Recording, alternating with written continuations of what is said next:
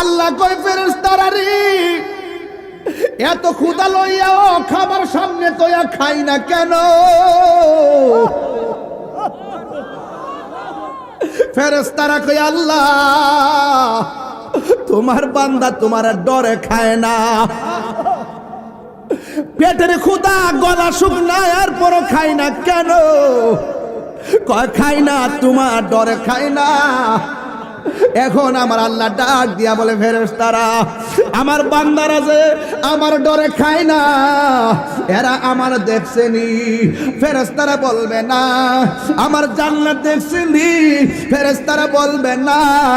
আমার জাহান্নামের আগুন দেখছেনি? ফেরেশতারা বলবে না। আমার হাউজে কাউসার দেখছেনি?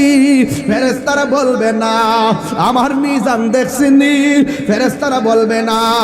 আমার ফুলসিরাত দেখছেনি? ফেরেশতারা বলবে না।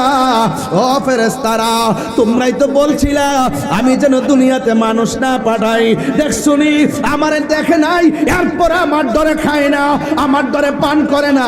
ও ফেরেশতারা তোমরা সাক্ষী থাকো, ইফতারের টাইমটা হবে, মুখের মধ্যে পানিটা দিতে দেরি হবে, আমি আল্লাহ তাদের জীবনের গুনাহগুলো ক্ষমা করতে দেরি করব না।